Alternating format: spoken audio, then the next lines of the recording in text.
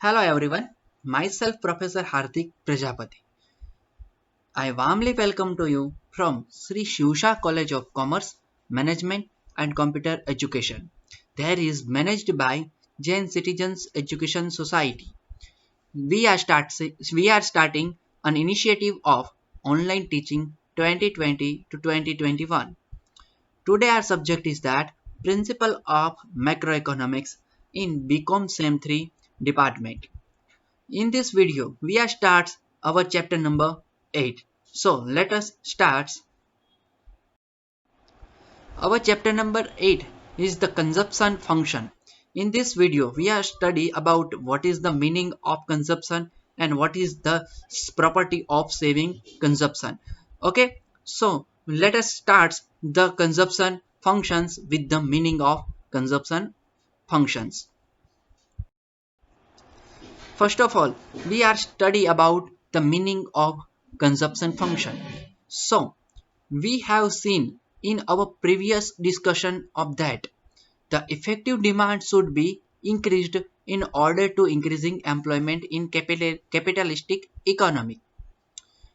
કેપિટલિસ્ટિક ઇકોનોમીની અંતર્ગત જ્યારે employment increase થાય છે ત્યારે તેના કારણે આપણી ઇફેક્ટિવ ડિમાન્ડ છે એ પણ ઇન્ક્રીઝ થતી હોય છે જે આપણે પ્રીવિયસ ચેપ્ટરની અંદર સ્ટડી કરી ગયા છીએ ચેપ્ટર નંબર 7 ની અંતર્ગત ઓકે તો આપણે ત્યાં એ પણ જોયું હતું કે એગ્રીગેટ ડિમાન્ડ છે તે પણ ત્યારે ઇન્ક્રીઝ થતી હતી અને ઇફેક્ટિવ ડિમાન્ડ છે એ પણ ઇન્ક્રીઝ થતી હતી for increasing the effective demand હવે જો ઇફેક્ટિવ ડિમાન્ડ ઇન્ક્રીઝ થશે તો the consumption expense and investment expense should be increased એટલે કે જો ઇફેક્ટિવ ડિમાન્ડ ઇન્ક્રીઝ થશે એટલે કે તમે સમજો એક કોઈ કન્ટ્રી છે લાઈક ઇન્ડિયા તો એ કન્ટ્રીની જે ડિમાન્ડ છે એ ઇન્ક્રીઝ થશે તો એનું કન્ઝમ્પશન એક્સપેન્સ એટલે કે જે એમની સંતોષવાની જે વસ્તુ સંતોષવાની છે ક્ષમતા છે એ પણ વધવાની અને ઇન્વેસ્ટમેન્ટ છે એ પણ વધવાનું okay increasing the consumption expense depends upon the consumption of capacity means the real income and propensity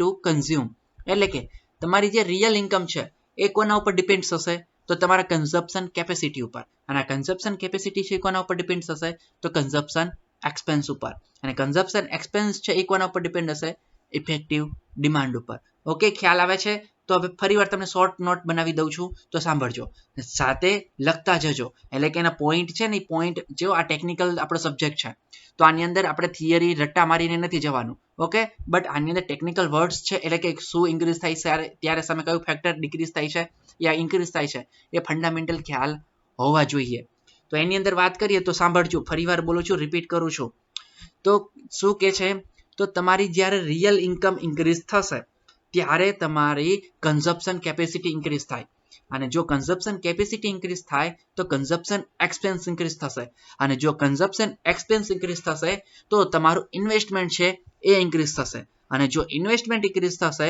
તો તમારી ઇફેક્ટિવ ડિમાન્ડ છે તે ઇન્ક્રીઝ થશે એટલે કે આ બધા જ ફેક્ટર છે એ પ્રપોર્શનલમાં છે એટલે કે એક ઇન્ક્રીઝ થાય ત્યારે બધી જ વસ્તુ ઇન્ક્રીઝ થશે અને એક ડિક્રીઝ થાય ત્યારે બધી વસ્તુ ડિક્રીઝ થશે ઓકે ખ્યાલ આવે છે તો આ નોટ જાતે બનાવતા જજો જે હું અહીંયા કહું છું તેને ઓકે ચલો ધ સેકન્ડ વાત કરીએ the function relations between realistic income and consumption expense is cold consumption function તો ચલો તો શું કહે છે ધ રિલેશન બિટવીન એટલે કે રિયલિસ્ટિક ઇન્કમ આની પણ જો આ ડેફિનેશન છે આ ડેફિનેશન પણ તમારે ઇક્વેશન ફોર્મમાં લખી નાખજો તો consumption function is equal to what તો realistic income and consumption expense is called the consumption function okay તો રિયલિસ્ટિક ઇન્કમ તમારી જે રિયલ ઇન્કમ છે તે અને તમારું કન્ઝમ્પશન એક્સપેન્સ એટલે કે તમે કેટલું શું કરી શકો છો કન્ઝમ્પશન પાછળ તમે ખર્ચ કરી શકો છો તેને શું કહેવાય consumption function the consumption function indicates that the consumption expense depends on income તો ચલો આ બીજું સેકન્ડ આપણું જો આ સેકન્ડ પોઈન્ટ થર્ડ પોઈન્ટ આવ્યો પહેલા આગળના ઇક્વેશન પછી આપણે ડેફિનેશન કન્ઝમ્પશન ફંક્શનની અને પછી હવે ઇન્કમ તો શું કહે છે તો સમજો તો નેક્સ્ટ થર્ડ જે આપણો ઇક્વેશન બનશે consumption expense is proportional two income એટલે કે શું કરવાનું પ્રપોર્શનાલિટીમાં દર્શાવી દો બધા જ students consumption expense is proportional two income એટલે કે જો ઇન્કમ ઇન્ક્રીઝ થશે તો તમારી કન્ઝમ્પશન એક્સપેન્સ છે તે પણ ઇન્ક્રીઝ થશે ઓકે ચલો નેક્સ્ટ વાત કરીએ the that means consumption expense is the function of income In the mathematical equation it can be said that, તો મેથેમેટિકલ ઇક્વેશન મુજબ આપણે એને કહી શકાય શું, c is equal to f multiply y, means the consumption function is means the consumption is a function of income. તો એનો મતલબ જે f છે એ ફંક્શન દેખાડે છે આપણું અને c છે કન્ઝમ્પશન દેખાડે છે, જ્યારે y છે એ તમારી ઇન્કમ બતાવે છે. એટલે કે c is the એટલે કે consumption function is equal consumption function is equal to income. Okay, in the consumption function it is the related has to how much consumption expense is incurred at the different levels of income. હવે તમારે different level ઉપર income ઉપર તમે consumption expense કેટલું કરો છો એ તમારું બતાવે છે, તો કે યસ સમજાય. તો એના આધારે છે તમારું શું નક્કી થતું હોય છે, કન્ઝમ્પશન ફંક્શન્સ છે તે નક્કી થતું હોય છે. ઓકે, ચલો આ થઈ વાત આપણે મિનિંગ ઓફ કન્ઝમ્પશન ફંક્શન. તો ફરીવાર રિપીટ કરી દઉં તમને કે કન્ઝમ્પશન ફંક્શન એટલે કે realistic income plus consumption expense, તો એને કહેવાશે કન્ઝમ્પશન ફંક્શન્સ. અને કન્ઝમ્પશન ફંક્શન્સ છે એક્સપેન્સ છે એ તમારા ઇન્કમ ઉપર ડિપેન્ડ હશે. એટલે કે આ ત્રણ નોટ ડાઉન તમારે ઇક્વેશન કરવાના છે. એક ફર્સ્ટ આગળ જે વાત કરી એ, પછી અત્યારે આ મેં ડેફિનેશન અને એક ઇક્વેશન. તો ઇક્વેશન છે પ્રોપોર્શનાલિટી કરીને બતાવી દેજો. એટલે કે ટેકનિકલ સબ્જેક્ટ છે, આની અંદર ટેકનિકલ જ ફંડામેન્ટલ વાપરવાના છે. ઓકે, આની અંદર થિયરી રટ્ટા મારીને જવાનું નથી. ચલો હવે સેકન્ડ ટોપિક વાત કરીએ આપણો. તો સેકન્ડ ટોપિક કયો છે, તો પ્રોપેન્સિટી ટુ કન્ઝ્યુમ. હવે તો what is the propensity of consume? So here we go the study about the propensity of consume. The concept of the propensity to consume can be used in a person's propensity to consume or can be used in the whole economy for its propensity to consumes. તો એના અંતર્ગત થાય છે શું, તો કે જે આખી ઇકોનોમીની અંદર જે પ્રોપેન્સિટી હોય તે અને કોઈ એક સિંગલ વ્યક્તિની જે પ્રોપેન્સિટી છે તેના આધારે શું થાય છે, તો આખું આ નક્કી થતો હોય છે કન્સેપ્ટ.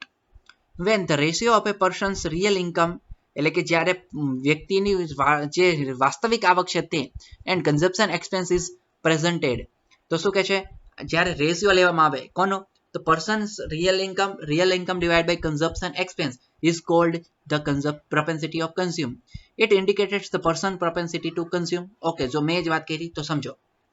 હવે તમારે શું કરવાનું છે આ ટોપિકની અંદર, તો સૌથી પહેલા છે એક નોટ ડાઉન કરો, તો પ્રોપેન્સિટી ટુ કન્ઝ્યુમ. ઓકે, બધા સ્ટુડન્ટે રાઇટ ડાઉન કર્યું છે. ચલો ઇક્વલ ટુ લખો, ઇક્વલ ટુ કરીને આપણે રેશિયો લેવાનો છે કોનો, તો પર્સન્સ રિયલ ઇન્કમ લખો. Okay, persons real income and divide by consumption of expense. Okay, તો આ રેશિયો બન્યો, આના ઉપરથી તમારી ડેફિનેશન બની છે અને એના ઉપરથી તમારે થિયરી લખવાની છે. એટલે કે તમને આ ઇક્વેશન ખ્યાલ હોવો જોઈએ.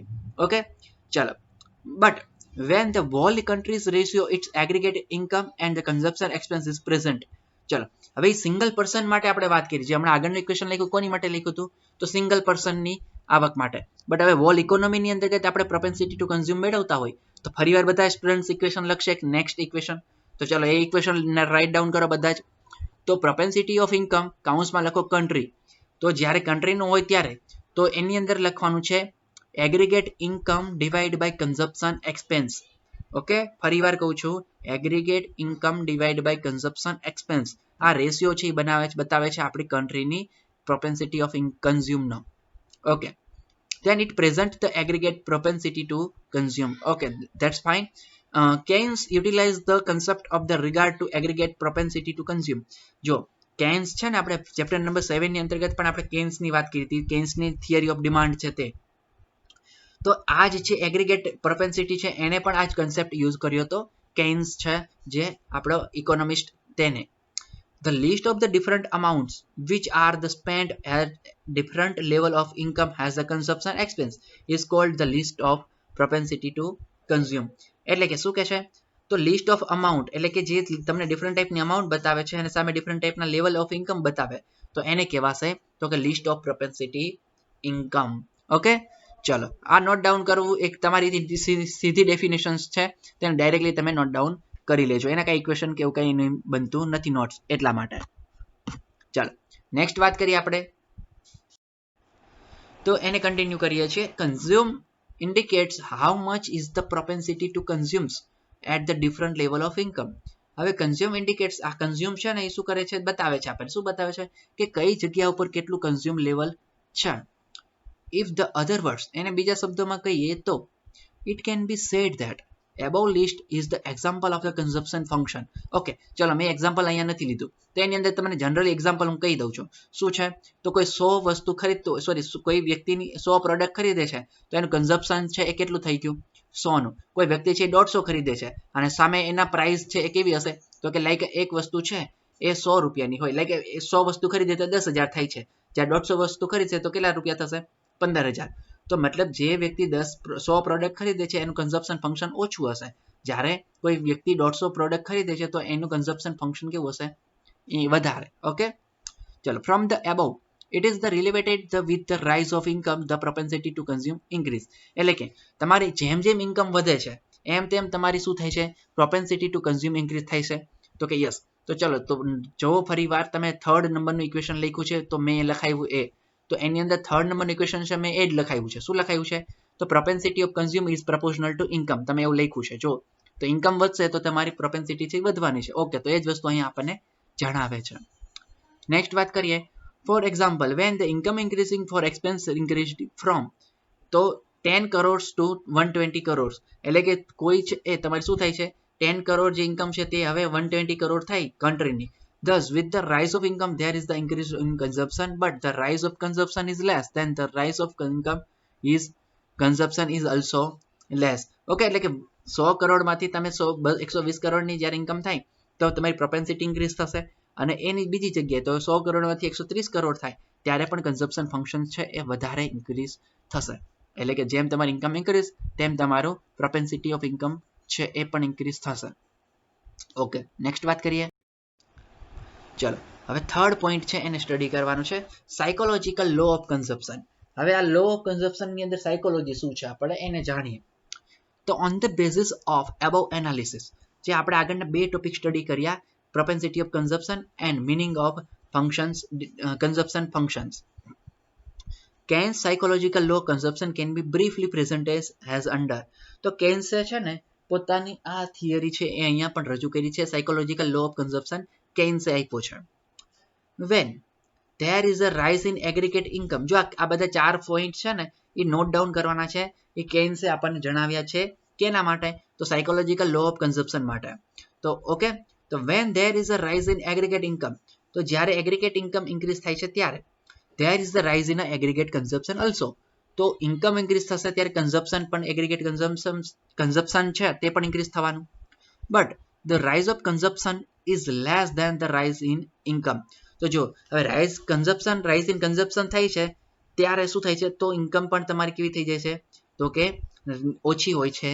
ત્યારે ઓકે ચલો સેકન્ડ પોઈન્ટ છે એને નોટ ડાઉન કરો higher the inequality on the distribution of income is the society lesser would be the consumption તો શું કહે છે તો ઇનઇક્વાલિટી છે એટલે કે ભાઈ સોસાયટીની અંદર છે ને ઇનઇક્વાલિટી છે એટલે કે તમારું કન્ઝમ્પશન ફંક્શન્સ છે તો બધા લોકોને સેલેરી ફિક્સ હોતી નથી સમજાય બધા છે એક કોઈ પ્રાઇવેટ સેક્ટરમાં છે કોઈ ગવર્મેન્ટ સેક્ટરમાં છે કોઈ બિઝનેસમાં છે કોઈ સ્મોલ બિઝનેસમાં છે કોઈ લેબરમાં છે ઓકે તો બધાનું જે વર્કિંગ પ્લેસ છે એ ડિફરન્સ છે ઓકે તો એના આધારે શું થાય છે તો ઇનઇક્વાલિટી છે સોસાયટીની અંતર્ગત તો કે હા અને એના કારણે છે એ ઇનઇક્વાલિટીના કારણે શું થાય તો બધાની આવક અલગ છે તો ઇન્કમ સોર્સ અલગ હશે અને ઇન્કમ સોર્સ અલગ હોવાના કારણે એક ઇનઇક્વાલિટી થશે અને ઇનઇક્વાલિટીના કારણે કન્ઝમ્પશન છે એ પણ ડિમાન્ડ છે એ પણ ઓછી થઈ જશે એટલે કે એમાં ચેન્જીસ આવશે એમ ચલો the consumption expense of rich class is people is less than the poor class of people ચલો તો consumption expense of a rich class is people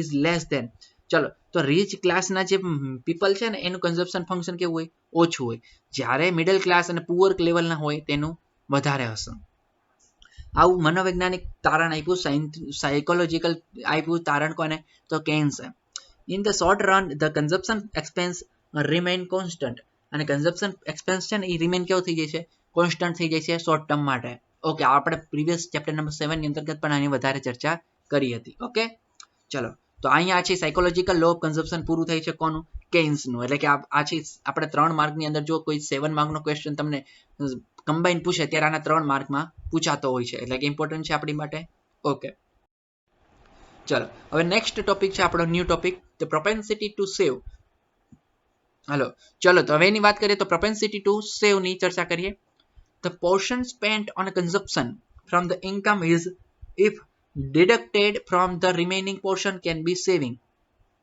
એટલે કે શું કહે છે જો સાંભળજો તો એમ કે છે